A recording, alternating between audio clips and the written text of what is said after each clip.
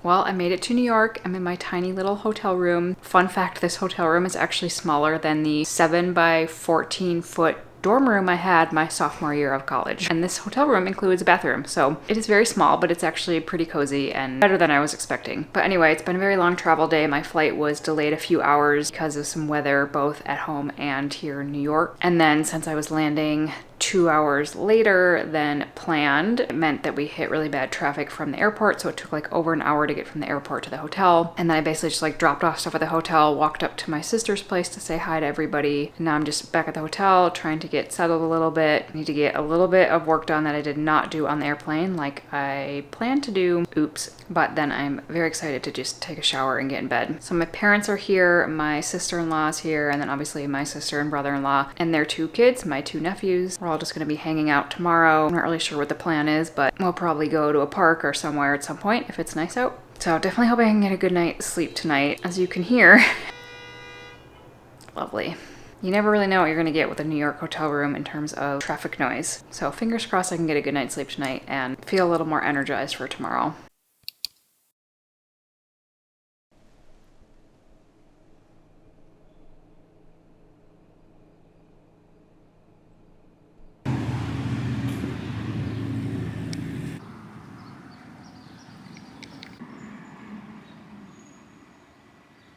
Good morning from Brooklyn. It's Saturday morning. It's about 8:30 and I'm getting ready to walk up to my sister's to spend the day there. So I'm not really sure what's going to be happening today, but just hoping I have the energy to keep up with 2 toddlers. I woke up pretty early this morning. I was hoping I would sleep in a little bit more. Despite my best efforts, the hotel room is not particularly dark. And so as soon as it started getting light out this morning, it was pretty bright in here. And I just woke up and couldn't get back to sleep. But I did get out for morning sunlight. I got a little walk in, finishing this week's YouTube video, and now I'm ready to hang out with the family for the rest of the day. That said, I always have the best energy in the morning, so like right now I feel pretty okay. I know that given last night and the night before were like little less than 7 hours of sleep, and just kind of how my body is feeling right now, I'm sure I'm gonna be fading by this afternoon, and it's gonna be a little bit tough to handle kind of all of the energy and chaos that will be happening, because basically there's like 4 extra people in my sister and brother-in-law's small New York apartment with the 2 kids. And for me, that's a lot of energy to handle for a full day, even if it's like my best day and I have really good energy myself. So kind of gonna just have to see how I'm feeling. Luckily, they all totally understand if I need to like go out for a walk or just get some quiet time, get away for a little bit, reset. But just kind of hoping that despite not the greatest night's sleep the last 2 nights, I can kind of rally and enjoy whatever we get up to today.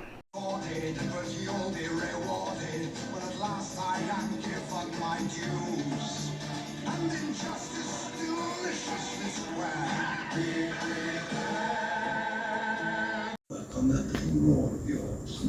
Oh, okay. Hey, Uncle Scar. Well, Scooter, what a good idea. They want to put on your yours.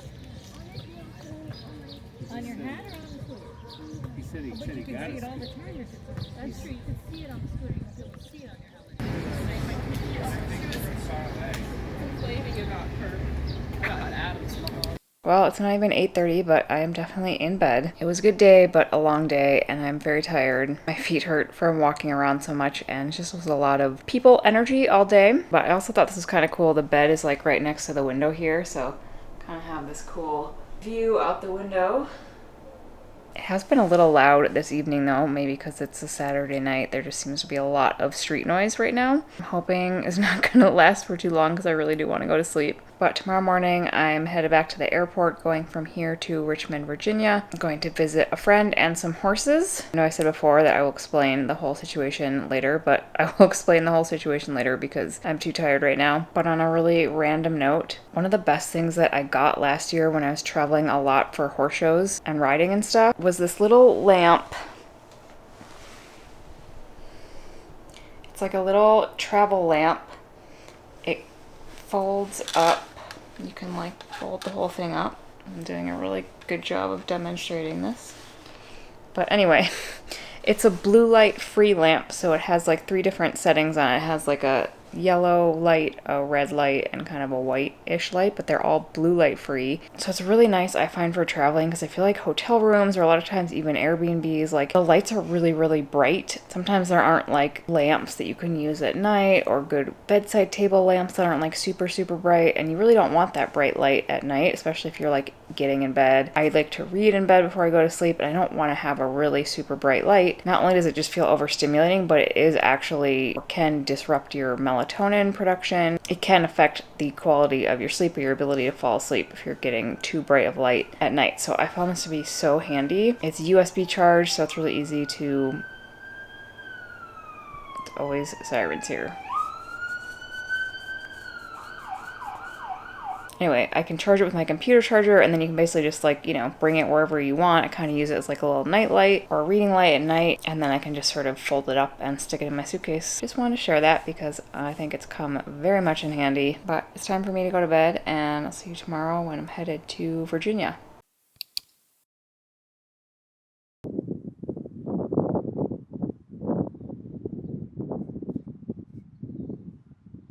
Okay, made it to my hotel in Richmond, just dropped off my stuff, and going to run to the grocery store before I lose all motivation to do anything else today. It is a Sunday afternoon, so I don't think I'm going to run into traffic or anything, but because it's Sunday afternoon, I'm wondering if like everybody's going to be doing their grocery shopping today. I guess we'll find out. Hopefully I can kind of get in and get out and get back to my hotel so I can get organized, get unpacked a little bit. I do want to try to get in a little bit of a workout today too. I hate working out in the afternoon. I shouldn't say that. That's kind of not the best mindset to have, but I really, really prefer to do my workout first thing in the morning. I want to get it out of the way. My energy gets low at the end of the day, and it's a lot harder for me to feel motivated to go do it. But I'm feeling pretty okay right now, so I'm hoping I can get to the grocery store, get back, not lose all my energy to get to the gym for a quick workout. There's actually a pretty good fitness center at this hotel. I think it's a fairly new hotel, or it seems fairly new, and they have a nice gym. So at least there's that. That will give me a little extra motivation to get in there this afternoon.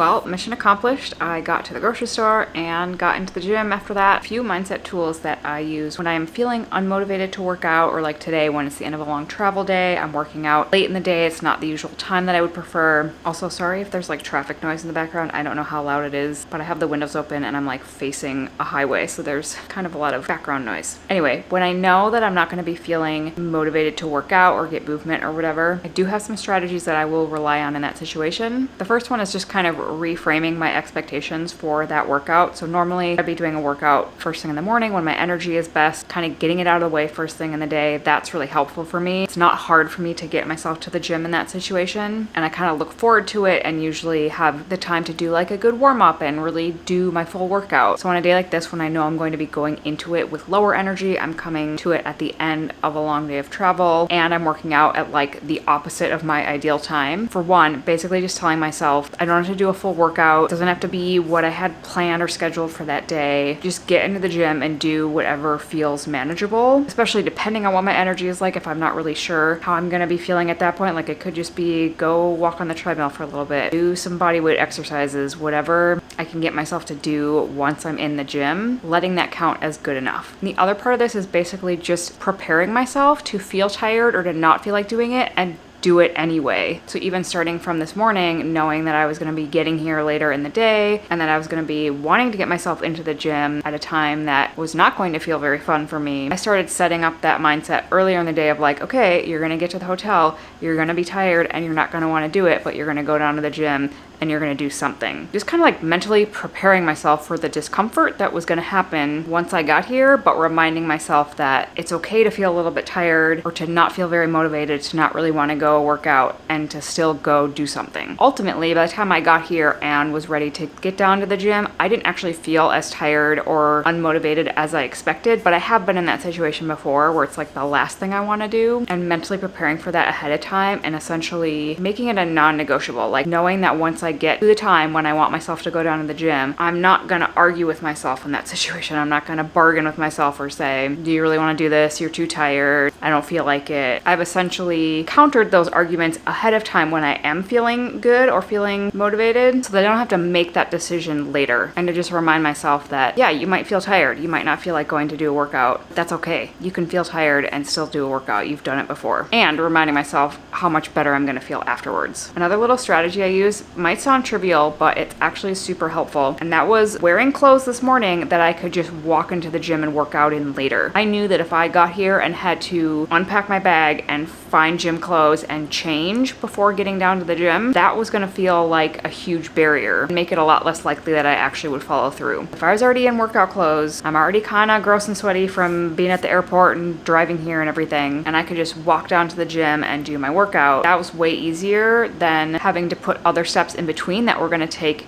effort and energy. And the last strategy I use is honestly a little bit of bribery or just kind of making it more enjoyable. Today that meant buying a fun drink at the grocery store, something that I wouldn't normally get, and telling myself that I get to drink that during my workout as my hydration. Usually when I'm at home, I make myself some kind of like protein hot chocolate or like a homemade fancy coffee drink kind of a thing. And it's definitely like a healthier version. It's not like a sugar bomb situation, but I make something that I like, that I'm going to look forward to drinking during my workout. For one, it's keeping me hydrated, and that's important. But two, it kind of gives me that little bit of extra incentive of like something to look forward to while I'm working out. And that really, really helps in a situation like this where it might already feel kind of dreadful, and anything that makes it a little bit more fun or enticing is going to help. Sometimes I'll save like a podcast that I really want to listen to for when I'm going to do my workout. I'm going to be doing cardio, maybe something I want to watch, and like only allow myself to do that while I'm working out. Pairing something that I'm really looking forward to with something that might feel a little bit hard to initiate, and that can be just enough motivation to get started when it does feel hard. So I just want to share those couple little things. Honestly, they're sort of things that at this point I do automatically. I don't really even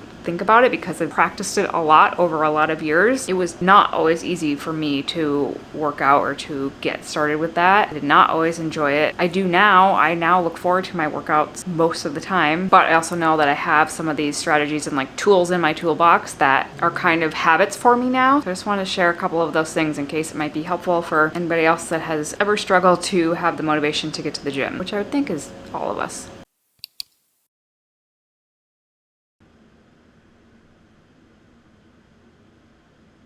All right, it's a while later. I've had some food, I took a shower, hence the hair towel. I feel like I'm about to crash any minute now, but I also realized that I haven't really explained why I'm here in Virginia. I mentioned previously that I was coming here for horses. If you've seen any of my past videos that involved riding or being at a horse show, you know that I ride horses. I have since I was a child, since I was about 6 years old. Last year, I was leasing a horse that I showed for all of last year. I usually ride with a trainer in South Carolina, so I was doing some showing in South Carolina, in Florida, and a couple other places kind of in the East Coast South area. And I am still actually looking for a horse to buy, so the trainer that I work with in South Carolina, they've been on the lookout for a horse that I could either lease more long-term or potentially buy to have a horse to show more regularly and be able to kind of move up on. Anyway, the reason I'm in Virginia actually goes back to quite a while ago. When I first started riding as a kid, I was in Minnesota. I rode in Minnesota for a very long time until I was about 15, maybe 15, 16 years old. At that point, I really wanted to see if I could sort of take it to the next level. There's not a lot of horse showing going on in the Midwest or in Minnesota. It's definitely more of an East Coast thing. There's a lot more trainers and horse shows, and you can more easily get to competitions. You don't have to travel so far with the horses, which is really hard. And that's just kind of where it's all happening at a higher level. So when I was about 16 years old, I started working with a trainer in Virginia. Did a lot of traveling back and forth, riding, going to shows, and I did that for like the last 3 years of high school, mainly out of Virginia. So I was working with a couple of different trainers. The summer before I started college, I actually spent most of the summer out here in Charlottesville riding. And then after my sophomore year of college, I actually took a year off of school, came back to Virginia, was here for most of that year training a young horse, which we will circle back to later. But I'd always planned to take a break during college. So besides that sort of gap year I had in the middle of college, I wasn't really riding at all. And ultimately I had 2 horses that had shown previously that were essentially retired at that point. They had been in Virginia with the trainer that I had been working with at the time, and it just made more sense to find a retirement place for them out here rather than bringing them home to Minnesota, where obviously there's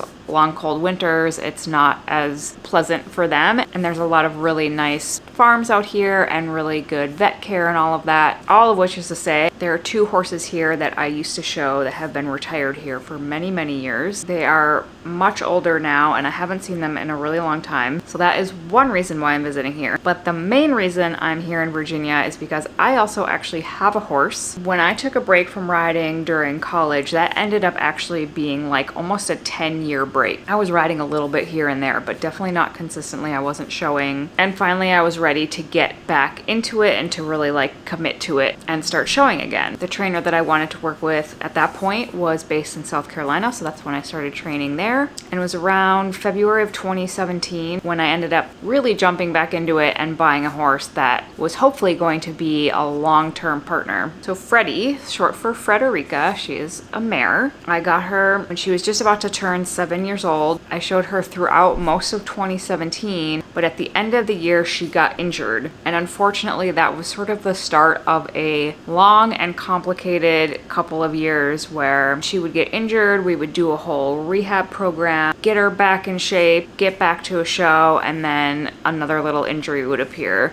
We'd have to give her time off, do the whole rehab thing again. We'd get to a certain point in the rehab and something else would come up, and it went on and on like this. And we did so much digging trying to figure out what was going on, why she kept getting injured, what sort of the root cause of all of this was. But it got to the point where it just didn't seem like that was working, and we decided to give her a full year off to just totally rest. I kind of wanted a break at that point because we had been doing so much work trying to figure this out. I was also kind of getting really deep into my health journey and was wanting to focus more on that and see if I could get myself feeling better too. So we sort of took a break for close to a year, restarted, put Freddie back into work again, got her back in shape again, and the same thing happened. We get to a certain point and the same old injury would come up again. This is not that uncommon in the horse world, simply because what we're asking these horses to do is, or can be, pretty stressful, like on their ligaments and tendons. They're not really built to jump with those little 4 little legs. It's a lot of impact. And some horses, it's just like humans, right? Like some humans can run ultra marathons and never get injured or never have a problem, and other people would really struggle to run a mile without getting hurt. So sometimes you just don't know until you really go through the whole process whether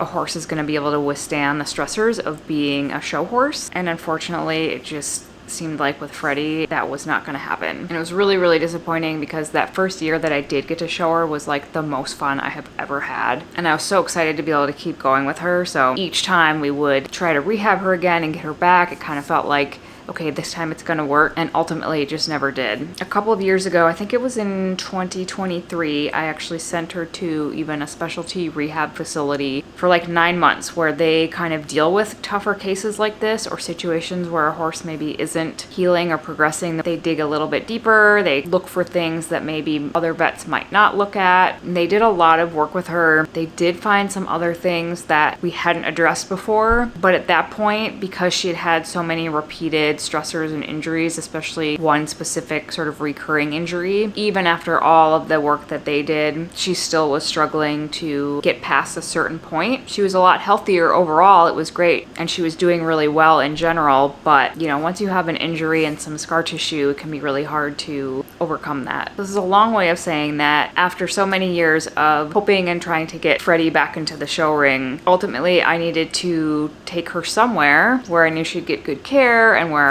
hopefully I could go visit her. And a friend of mine that I used to ride with when I was about 16 and first started riding in Virginia, she kind of became like my best Virginia friend. And we've kept in touch over the years. She now has horses at her house. She has a little farm at her house. She still rides in shows and takes care of her own horses. And if there's anybody that I would trust to take care of Freddie, it was her. So when she said that they had a stall available and could take her in, I sent Freddie to Virginia. And now this is actually the first time that I'm coming here to visit her since she's been here. And while I'm here, I'm only about 45 minutes away from where the other two horses that have been retired here for a long time are stabled. So I'm going to be able to go visit them as well. So hopefully that all made sense. I feel like I might have just talked in circles. I'm really tired.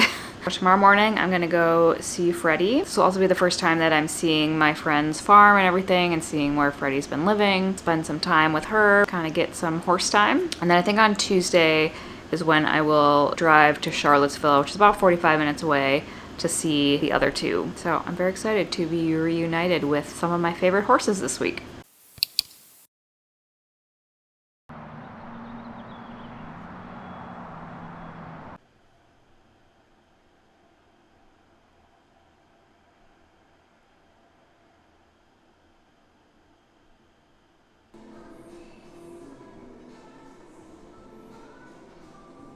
Good morning, it's now Monday morning. I've got a little movement in already, got some work done, and now I'm about to head over to my friend's farm and see my horse Freddie for the first time in a very long time. And also see my friend for the first time in a very long time. So let's go hang out at the barn for a little bit.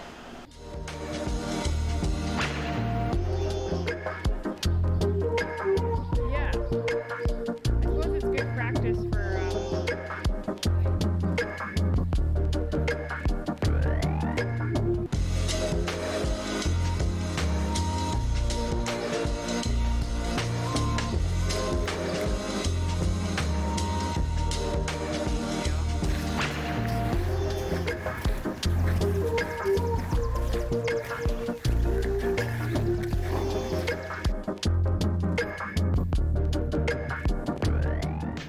It's a little later in the day, I'm back at the hotel, and there's actually like a nice seating area outside here, and it's a really nice day, so I'm gonna go sit out there and get a little work done on my computer, and then I'll go back over to the barn later this afternoon and take Freddie out again. The horses get turned out at night in the summer just because it can be so hot during the day and the bugs can be really bad, so they're just happier outside at night, which is kind of nice for me because then I can just go over during the day and she's gonna be inside and I can groom her or give her a bath or take her out for some grass or whatever, and then she'll get to go out in her paddock at night when it's nice and cool.